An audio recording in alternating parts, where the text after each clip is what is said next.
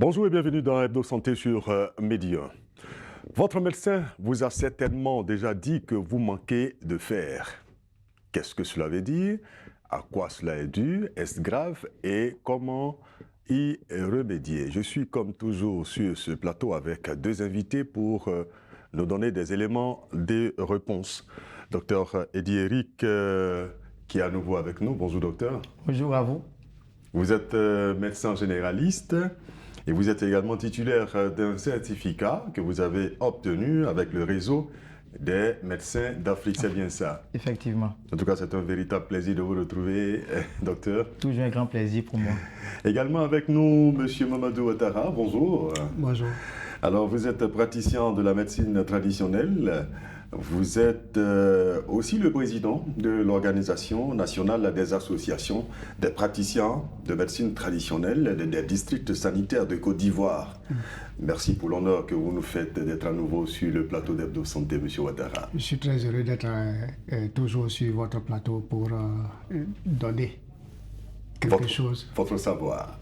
Quelque chose de moi à la population. Et ça nous fait toujours plaisir, en tout cas, de partager votre expérience.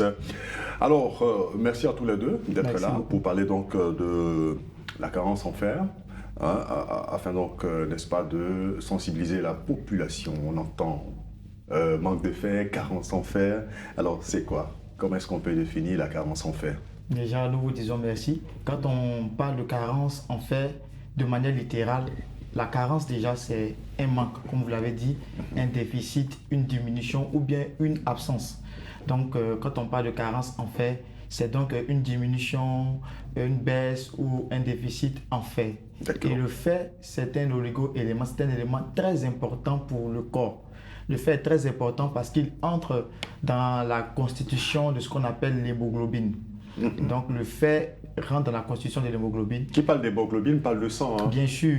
L'hémoglobine fait partie des globules rouges. Donc quand il y a une diminution de l'hémoglobine, on dit alors que vous êtes anémié. Donc l'anémie s'interprète par rapport à l'hémoglobine dans un premier temps.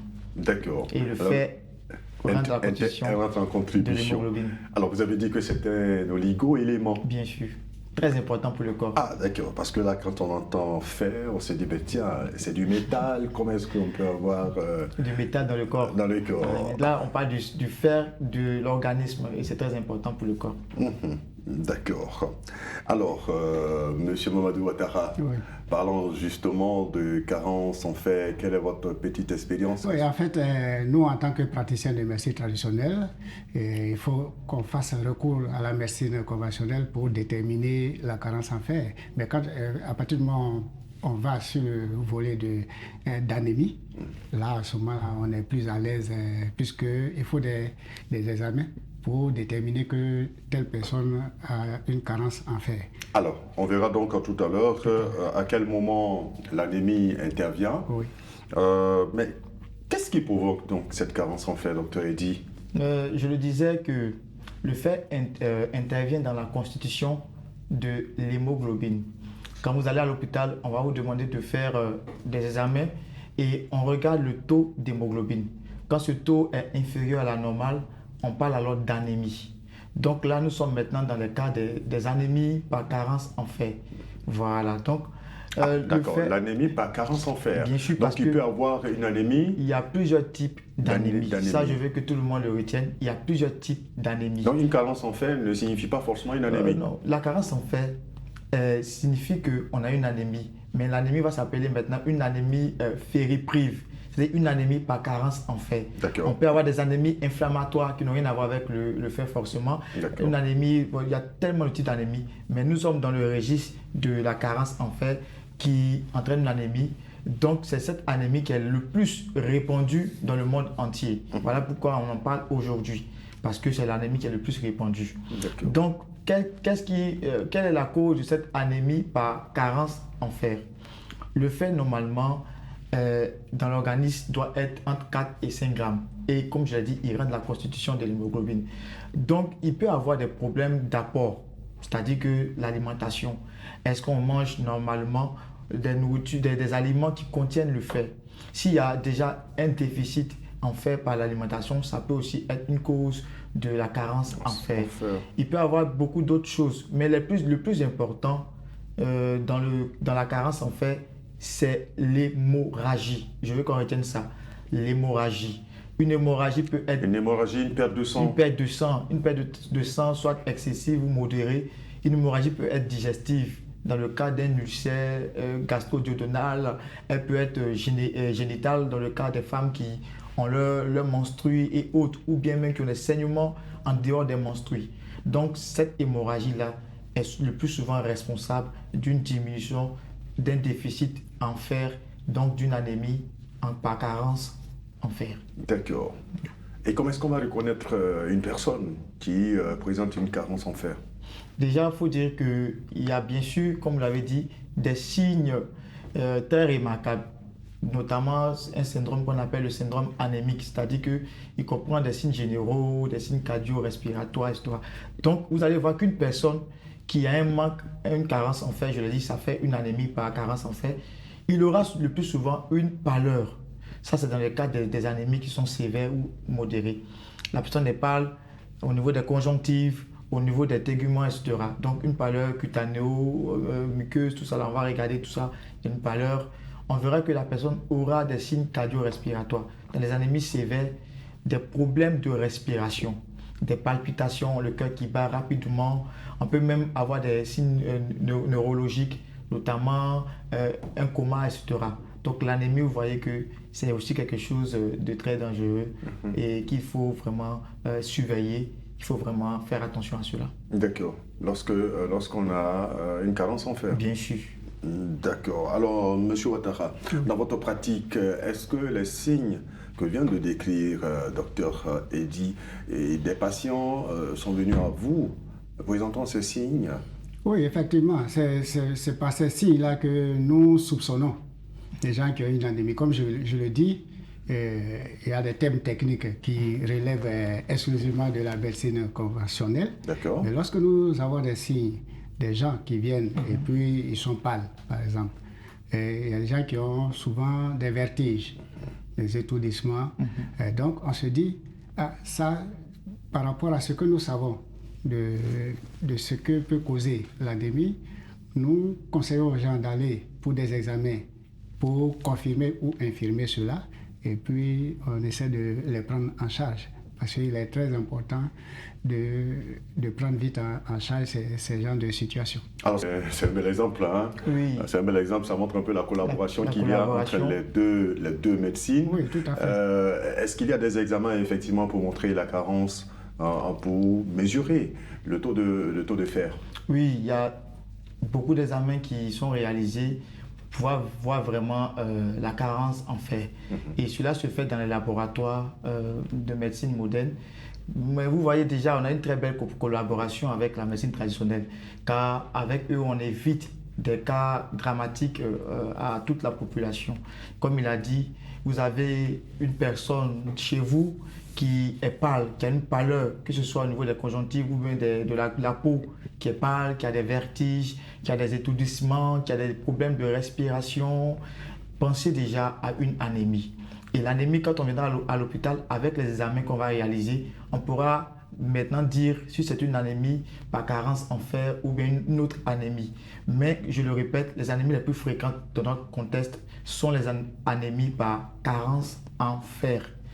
Et je vais le dire encore une fois de plus, il y a des femmes qui font plus les anémies par carence en fer, surtout lors de leur menstrue. Les femmes saignent énormément. Et comme je l'ai dit, le fer rentre dans la constitution de l'hémoglobine qui est important pour les globules rouges. Donc vous perdez du sang, forcément, vous aurez souvent des baisses au niveau du fer de l'organisme. Est-ce qu'on peut dire que l'anémie est le facteur, je vais dire, en matière de risque, le plus gros risque de la carence en fer? Oui, mais c'est ça, parce que déjà, du moment où il y a une diminution du fer, bien sûr, on aura une anémie. Donc c'est ça, la baisse du fer égale anémie. Donc l'anémie, c'est le plus gros risque de la carence en fer. Et quels sont les autres risques? Vous savez, comme l'a dit M. Ouattara, ça sera maintenant les risques sur le corps. Comme je l'ai dit, cardio-respiratoire, des problèmes de respiration, problèmes au niveau du cœur, des problèmes neurologiques. Parce qu'il peut arriver, dans certains cas d'anémie, qu'on soit dans le coma ou on soit vraiment dans une obnubilation. Et on est obnubilé, on n'est pas vraiment conscient à 100%. D'accord. Donc c'est ça. D'accord. Alors, en parlant de risque de carence en fer, M. Ouattara, selon vous, lorsque par exemple l'individu il vient à vous, c'est vrai qu'il présente des signes, vous l'emmenez faire des examens, il revient avec les résultats, effectivement il présente une carence en fer. Alors, si rien n'est fait, quels sont les risques qu'encourt cette personne? C'est une situation très grave parce que le sang qui est comme le carburant dans l'organisme. Un véhicule qui n'a pas de carburant, est-ce qu'il peut circuler? Donc, du coup, c'est vraiment une urgence qu'on puisse prendre la personne en charge pour pouvoir la remonter très rapidement. D'accord. Donc, il existe un traitement? Oui, bien sûr. Il existe des traitements, des conseils aussi qu'on peut donner aux gens pour pouvoir y remédier. Au niveau de la médecine traditionnelle, il y a vraiment de nombreux traitements qui arrivent à remonter très rapidement les gens qui ont un problème d'anémie. Effectivement, comme il a dit, l'anémie la plus répandue, comme je le dis, c'est l'anémie par carence en fer. Et donc, les risques encourus, bien sûr, il y a la mort. Parce que, comme il a dit, eux se basent sur les signes généraux, notamment la pâleur, les vertiges, les étourdissements, etc. Il y a plusieurs stades, de degrés de l'anémie. On a des anémies qui sont dites modérées, des anémies qui sont dites sévères. Donc, en fonction de ces stades-là, il y a un traitement effectivement qui existe au niveau de la médecine moderne. Vous allez voir que dans les anémies sévères, ce sont les anémies qui sont vraiment où le taux d'hémoglobine, parce que je l'ai dit plus haut, c'est par rapport au taux d'hémoglobine qu'on se situe pour dire que nous avons une anémie. Quand on a un taux d'hémoglobine qui est inférieur à 6, déjà le taux d'hémoglobine normal de manière générale, il est compris en 12 et 16, 18 par là. Donc quand on a un taux d'hémoglobine qui est inférieur à 6, on parle d'une anémie sévère. Et on va donc regarder est-ce qu'il y a des signes cardio-respiratoires, notamment des essoufflements, des vertiges, etc., des palpitations. Dans ces cas d'anémie sévère là, il faut automatiquement faire une transfusion sanguine pour pouvoir bien sûr faire remonter, comme l'a dit M. Ouattara, le sang qui est comme le carburant, qui est le carburant d'ailleurs même du corps, parce que le sang passe dans tous les organes et nourrit tous les organes. Donc vous voyez que là, dans les anémies sévères, on sera obligé forcément de faire une transfusion sanguine. Par contre, les anémies modérées, il existe plusieurs médicaments pour pouvoir effectivement faire monter le taux d'hémoglobine dans le corps. Mais là encore, le traitement va se faire sur une bonne durée. On pourra vous dire de faire 2 mois de traitement pour retrouver un taux normal et puis 2 mois supplémentaires pour vraiment faire un stock en fer dans l'organisme. D'accord.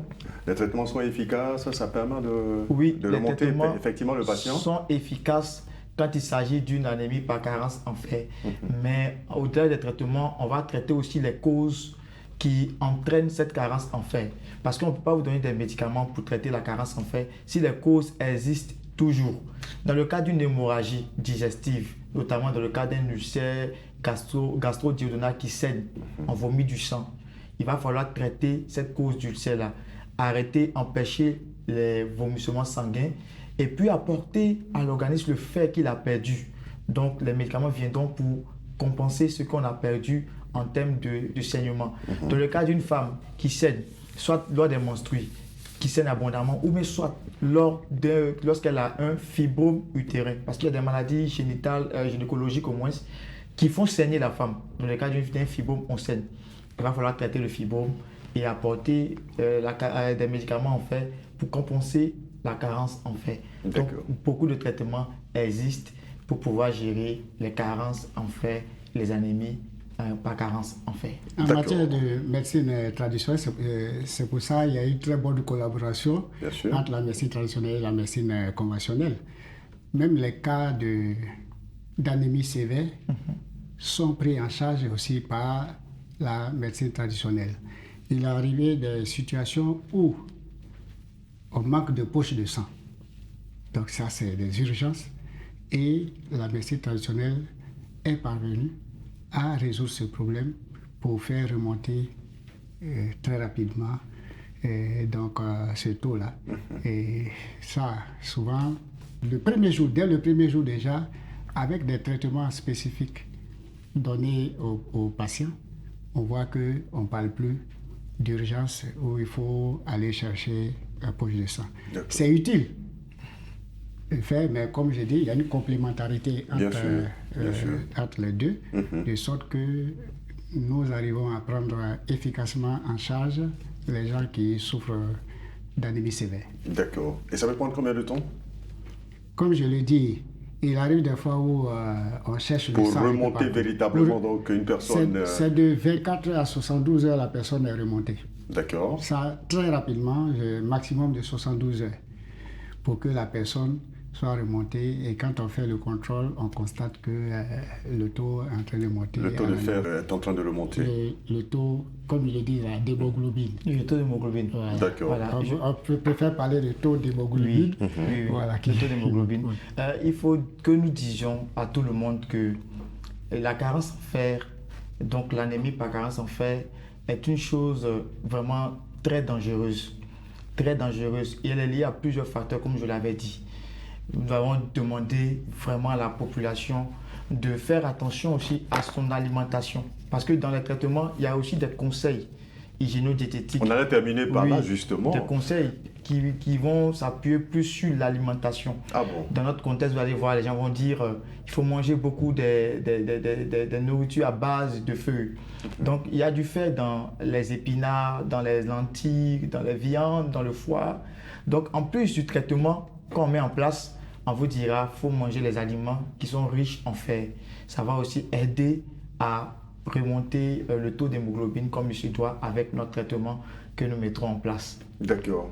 Donc, en plus du médicament, je vais dire du traitement médicamenteux que vous mettez en route, le médecin va également conseiller aux patients de bien s'alimenter. De bien s'alimenter, effectivement, de bien s'alimenter. Il y a des aliments qu'il va lui demander de ne pas prioriser par rapport à d'autres.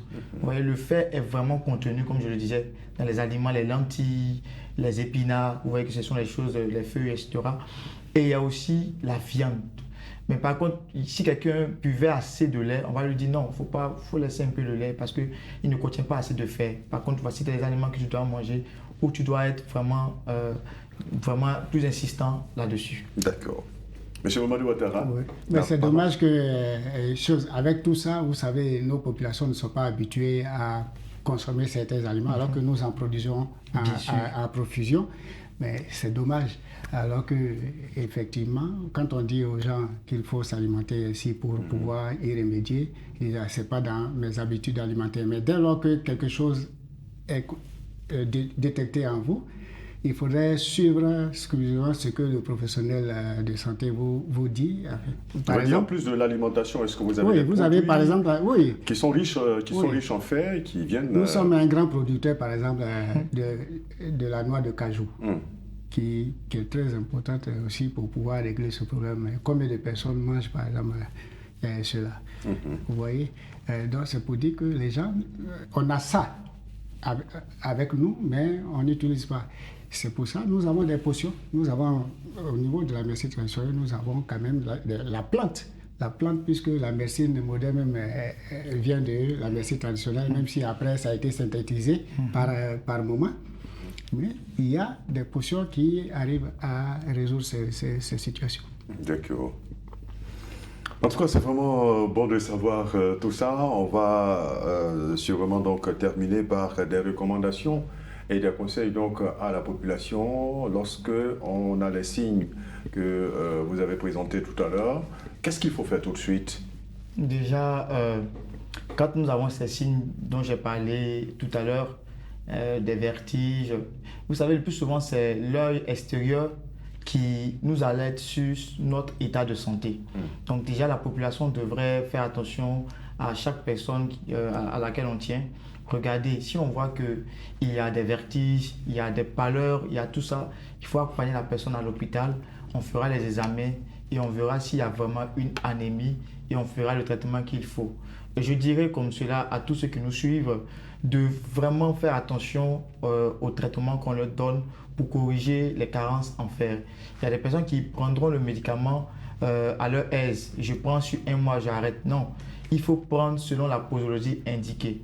Si le médecin vous a dit de prendre le médicament pendant 2 mois, pendant 3 mois, pendant 4 mois, il ne faut pas arrêter. C'est vrai que ce médicament a un coût, mais c'est parce qu'il a vu les résultats et en fonction des résultats, il vous dit de prendre le médicament pendant 3 à 4 mois. Il va vous dire renouveler le médicament.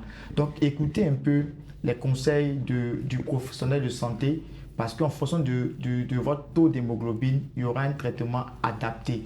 Ensuite, je finirai pour dire à la population de bien s'alimenter parce que quand on ne s'alimente pas bien, on peut avoir tous ces carences en fer et autres. Comme l'a dit M. Ouattara, nous sommes ici en Afrique, un continent où il y a beaucoup de lentilles, il y a beaucoup de nourriture à base de feuilles. Il faut vraiment les consommer pour ne pas tomber de cette carence-là en fer. D'accord. Donc il faut avoir une alimentation variée, bien équilibrée, bien variée, bien saine. Ouais. D'accord. Alors, Monsieur Mamadou Ouattara, on va terminer par vous. On va terminer par vous en termes de conseils et recommandations également à la population. Oui, c'est de suivre tout ce qu'a dit le docteur Eddy et puis faire des contrôles réguliers. Des contrôles réguliers, oui. Des contrôles réguliers pour voir si le problème est véritablement résolu. Parce que souvent, les gens, ils commencent des traitements et puis quand ils se sentent mieux, ou bien d'après eux, ils se sentent bien, ils ne vont pas faire le contrôle pour voir si c'est résolu ou pas. Mais si ce n'était pas complètement résorbé, c'est sûr qu'à terme, le même problème va ressurgir et puis ça pourrait devenir encore plus grave parce que là, ça peut entraîner d'autres complications. Merci beaucoup, M. Mamadou Ouattara. Donc, docteur Eddy, on termine vraiment véritablement avec vous maintenant. On peut éviter la carence en fer. Oui, on peut éviter la carence en fer, la prévenir si on a une alimentation saine et variée. Surtout aussi si on se fait suivre régulièrement. Pour les âges extrêmes, notamment, comme je le dis, l'enfance, les femmes enceintes, les personnes âgées, il faut vraiment se faire suivre. Les femmes enceintes, elles auront tendance à avoir des anémies. Donc, dès qu'on est enceinte, on demande de faire des consultations prénatales. Et vous verrez que lors des consultations prénatales, on donne toujours des médicaments contenant du fer pour éviter qu'il y ait une anémie chez la femme qui serait défavorable pour elle et le bébé. C'est assez important. Très important. C'est très très important, surtout pour la maman et le bébé, et également pour vous qui nous suivez. Peu importe l'âge, il faut être en contact avec son médecin, de sorte à ce qu'il puisse vous suivre. Merci pour toutes ces informations, docteur Eddy Eric. Merci beaucoup. Je rappelle que vous êtes médecin généraliste et vous êtes titulaire d'un certificat en santé publique que vous a octroyé le réseau des médecins d'Afrique. Merci encore pour cette marque d'amitié. Merci d'avoir été là. Merci beaucoup à vous. Merci également à ce grand monsieur, M. Mamadou Ouattara, qui accepte chaque fois que nous l'invitons pour nous donner l'information et nous partager donc son savoir. Je rappelle que vous êtes praticien de la médecine traditionnelle et président de l'Organisation nationale des associations des praticiens de médecine traditionnelle des districts sanitaires de Côte d'Ivoire. On aura l'occasion de vous recevoir ici pour voir un peu comment est-ce qu'est organisé donc votre secteur et qu'est-ce que vous faites, quels sont les progrès avec l'OAS, l'Organisation Ouest Africaine de la médecine traditionnelle. Merci en tout cas à vous. Hebdo Santé, c'est tout pour aujourd'hui. Fares Akora, Michel Yao et Arnaud Dosso étaient à la réalisation de cette émission. Merci de l'avoir suivi. Prenez soin de votre santé et à très bientôt pour un autre numéro toujours sur Média.